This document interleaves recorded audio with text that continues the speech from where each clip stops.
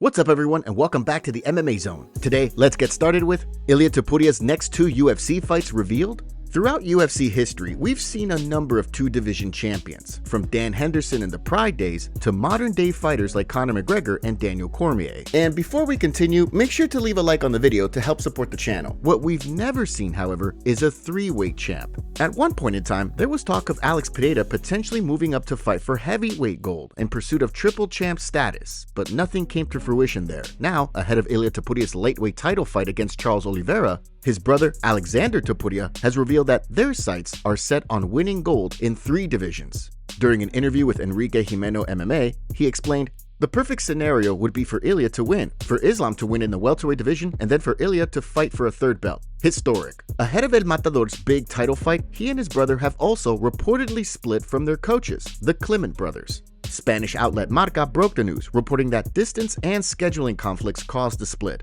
Both parties live in different cities, and their multiple professional projects prevent them from collaborating in the same way that they've always done. While the Makhachev Della Maddalena fight and the Topuria Oliveira fight have generated a lot of buzz, Michael Bisping doesn't seem to be a fan of fighters moving up in pursuit of a 2nd title. During a recent video for his YouTube channel, he sent a message to both Makhachev and Topuria.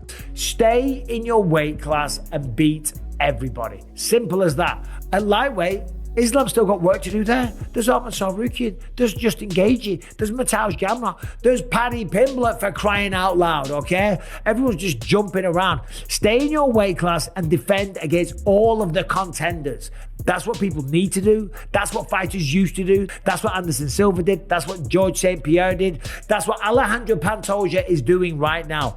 With Topuria interested in eventually moving up to welterweight, there may still be some hope for a Makhachev-Topuria fight in the future. More details emerge on Francis Ngannou's situation. We recently reported that Francis Ngannou was involved in a serious motorcycle incident during Easter weekend. The woman struck by Ngannou unfortunately passed away, and Ngannou broke silence on the entire situation a couple of weeks ago. Now, more details have come out, and it looks like the woman didn't pass away because of Ngannou, but due to an apparent medical error in the hospital. The Yaoundé High Court investigated the situation and came to a conclusion. This is their official statement. A serious medical error was made during the care of Mrs. Sama Manuela at the hospital, notably an overdose of anesthesia, which directly contributed to her.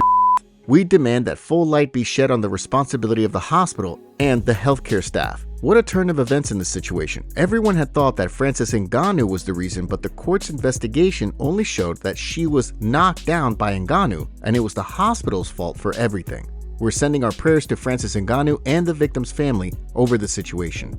Justin Gaethje pissed off with the UFC. According to Jon Anik, Justin Gaethje was pissed off with the UFC when he heard that Charles Oliveira will fight Ilia Topuria next. Gaethje feels like the UFC is passing him up, but with Paddy Pimblett calling him out recently, it's more likely that the UFC are looking to book that matchup instead. Here's what Jon Anik had to say about Gaethje. I was with Justin Gaethje a lot this week. Played golf with him on Thursday. I was at the pairings party with him on Wednesday for this Mahomes tournament, and he was pissed. He feels like certainly he was passed over in favor of Charles Oliveira for this opportunity against Ilia Topuria. And I think what Justin Gaethje and his manager Ali Abdelaziz Kenny are looking for is just some sort of guarantee that they will be next. Do you agree with Justin Gaethje and think he should have been next instead of Charles Oliveira? Let us know in the comments below.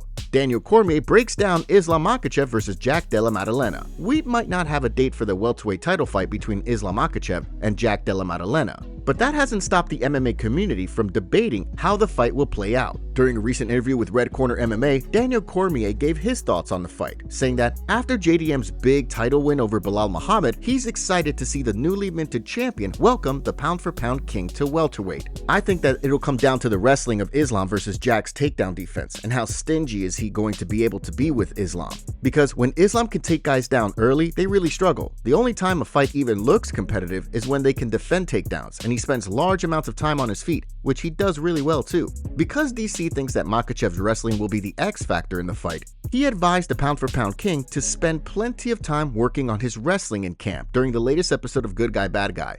Islam versus Jack is going to be a great fight, especially seeing Jack defend takedowns the way he did. And Islam struggled a little to take down Dustin Poirier. He didn't take him down as easily as he had taken other guys down. So I think for Makhachev, he really needs to lock in on getting that wrestling ready. With Makhachev now moving up to 170, the door has been shut on a number of potential fights, including one against Beneil Dariush, who, ahead of his fight with Renato Moicano at UFC 317, said during an interview with MMA Junkie that he would have beat Makhachev had the two fought. I would have won. It would have been a finish for sure. It wasn't going to go 5 rounds. The way Makhachev and I fight, it's not going 5 rounds. Neither of us has ever lost a decision. I don't think I was going to lose that fight. With the Makhachev-JDM fight being imminent, Ian Garry will have to wait for a chance to fight the winner. During an appearance on the Ariel Helwani show on Monday, the Future fired back at Della Maddalena for telling him to get in the gym and work on his power. In his last 4 fights, Jack has had 1 finish. He's telling me I need to get into the gym and I need to start finding some power? He got beat up pretty bad. I've seen his face. Belal ain't nowhere near the striker that I am. I'll bend his nose backwards the way it should be. So far, no word yet on what the UFC has in store for Ian Garry, while Makhachev and JDM fight for the welterweight belt. Merab Dvalishvili's coach reveals game plan for Sean O'Malley fight. After watching Belal Muhammad fight Jack Della Maddalena, Merab Dvalishvili's coach, John Wood, is making it known that when the machine shares the octagon with Sugar Sean O'Malley come June 7th, he's going to be sticking with what got him to UFC Gold, his relentless grappling. During an interview with MMA Fighting this week, Wood spoke about the upcoming Dvalishvili-O'Malley 2 fight. And now, he's using Belal Muhammad's loss to JDM as an example of what Dvalishvili shouldn't do in the octagon. We're working day and night on stand-up too. Merab is not afraid to stand up with somebody and bang it out if he needs to. But we just saw what happened with the Belal and Jack fight, where I think Belal kind of got off his game plan and maybe didn't fight the smartest fight, thinking he's gonna go out and use Canelo hands. You're never gonna have me tell Merab, hey, go out there and use Canelo hands and knock somebody out. We're going to play our game. We're going to do it until somebody defeats us or beats us in that situation. Wood also spoke about the controversial start to the Noche UFC title fight between Dvalishvili and Sugar Sean, where Tim Welsh was warned about shouting instructions for Merab. Tim's a good coach. I like Tim personally. Do I think it's stupid? Absolutely. I guess maybe they think it worked for the Aljo fight, so it's something we're going to keep on doing. Then go ahead, but we'll talk to the referees about it. Whether or not Welsh tries to throw the champ off by calling out instructions again, only time will tell. Ian Garry called out by UFC fighter. Ian Garry might be all in on a crack at the title, but after a big victory over Gilbert Burns on Saturday, Michael Morales is looking to throw down with the Future. During an appearance on Monday's installment of the Ariel Helwani show, Morales took aim at Garry, saying that he wants to get revenge for some of his favorite fighters like Belal Muhammad and Neil Magny, who have been disrespected by the streaking contender. I believe he's been very disrespectful with fighters that I admire, like Belal or Magny. They don't deserve to be disrespected. I think he talks a lot. One time he had some problems in the PI with some people I know. When I found out, I wanted to see what he was doing, but he wasn't there. Considering Morales went into Saturday's fight ranked 12th at 170, Ian Garry is steadfast in his belief that he deserves to be next in line for a crack at the title. The odds of him fighting down in the rankings seem pretty slim. On top of that, there's also been tons of talk regarding Garry and Sean Brady fighting for the #1 contender spot if the UFC wants to keep the division moving along, while Islam Makhachev and JDM fight for the belt. With plenty of fighters looking to slide into title contention, it's certainly an exciting time at 170. Charles Oliveira reveals UFC banned fighting for 2 belts. The announcement that Islam Makhachev was moving up to 170 to fight for the welterweight title was a double-edged sword. On one hand, fans will get to see Makhachev try to accomplish a long-time goal. On the other, however, Makhachev vacated the lightweight title to move up, shutting the door on fights with Arman Tsarukyan,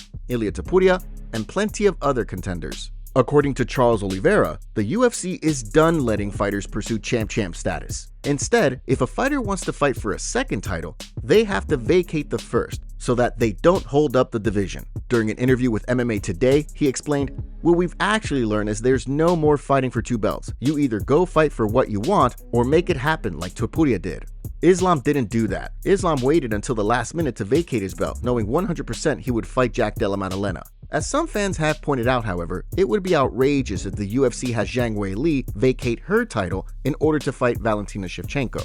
Others have argued that if Makhachev had to vacate his title to fight for another belt, then nobody is safe. If the promotion does wind up making the strawweight champion vacate for a super fight with the Bullet, the era of champs will officially be over. UFC updates. Heading into this weekend's Blanchfield Barber card, let's take a look at today's UFC fight updates, starting with an update on former UFC heavyweight Jairzinho Rozenstruik. After parting ways with the promotion following his loss to Sergey Pavlovich back in February, Big Boy has reportedly signed with Mike Perry's Dirty Boxing promotion, according to MMA Fighting's Mike Heck, and will make his debut on June 14th against Devin Schwann. We also have word that a fight between Carol Rosa and Nora Cornell will take place on the UFC Vegas 108 card on August 2nd. The fight will see Rosa look to bounce back from a January loss to Eileen Perez, while Cornell will look to build on a submission win over Haley Cowan in April. UFC lightweight Myron Santos also shared an update on his future in an Instagram story, explaining that after a win over Sodiq Yusuff on Saturday, he's thinking about staying at featherweight for one more fight. I don't know yet. My mind right now is leaning towards to make one more fight at 45. But it's too soon to say something. I just fought. I haven't calmed down yet, so let's see. And last but not least, MMA Fighting's Damon Martin broke some big news about Kevin Lee this week, revealing that the UFC veteran has signed a multi-fight deal with the PFL after the GFL failed to get off the ground. MMA community reacts to Jon Jones footage. Dana White might have expressed optimism about a Jon Jones-Tom Aspinall fight happening, but according to the champion, he's done. While catching up with Fight Night's global founder, Kamil Gadziev, on FaceTime this week, Jones said in response to Gadziev joking about him having 10 more years left in the tank that he's done. My man, I'm excited to see you again. But you are still active. 10 years left, but you are still active. He said you got 10 years left, but you're still active. Oh, yeah, I'm done. You got a little girl, you're like, oh. I'm looking forward to seeing you again, Camille. You look great. Yeah, absolutely. Yeah. Let's do some business. Considering the MMA community has been pleading with Jones and Dana White for updates on whether or not the champion will retire, the fact that Jones said he's done poured fuel on the metaphorical fire, sparking tons of reactions from the MMA community. In response, Luke Thomas wrote, "This is reminding me of Dana White trying to convince Khabib Nurmagomedov to fight one more time after he'd already retired. If the issue isn't money and he doesn't have any intention of competing again, then we're just delaying the inevitable." A fan added, "Alright, it's time to strip Jones and have Tom upgraded to undisputed champion. There's no point in having the fight teased on being booked. When Jones now just outright admitted he's done, it's as simple as that." Plenty of other fans took aim at Jones as well. Congratulations, UFC, you wasted multiple years trying to make this guy fight Ngannou and Tom Aspinall, only for him not to fight either, to hold up the heavyweight division, to indirectly cause Ngannou's exit from the UFC, delegitimizing the belt, and to waste Aspinall's prime. Another replied, "After all this time, this is how he goes out? Wow, John might end up being one of the most hated OG fighters and completely tarnished his legacy from this. They need to just book Tom versus Volk/Gane at this point. Put them on 319 with DDP and Hamzat." Some defended Jones, however. Wouldn't be surprised. He's done everything there is to be done. He's been the best for 15 plus years. Ariel Helwani also weighed in, calling on the UFC to take action. If Jon Jones has actually told the UFC his plans, it's time to share these plans with Tom Aspinall. It appears someone has to be lying. Either the UFC doesn't know John's plans, or they do. Until the UFC really have to make a call, until they really need someone to fill a date, they're not going to pull the trigger. Tom has waited long enough. It's time. Strip the title from Jon and let Tom fight for undisputed, or finally make the fight. Helwani also spoke about the situation on Monday's episode of the Ariel Helwani Show. Okay, so did he say I'm done there? He was talking to Kamil Gadziev. Yeah. He snuck in, I'm done? What do you think? Do you think he's telling the truth? I actually think he is. This is what I've been saying the whole time. They presented the money and he said, yeah, I'm good. Which, God bless. It's a lot of money. I wish we could all be in that position. Anyway, that is an interesting development. Whether Jones is telling the truth or trolling, only time will tell. Jon Jones shuts down retirement rumors. After the video of him saying that he is done fighting went viral, and the MMA community giving him backlash for holding up the division, it looks like Jon Jones has reacted to the situation. Now, it seems that Jon Jones is shutting down the rumors of him being done with fighting by posting a clip on his Instagram story a couple of hours ago of a dominate dog correcting other dogs in a kennel. What I feel like returning to the UFC after some much needed downtime. Do you think we can expect fight news from Jon Jones soon? Let us know in the comments below.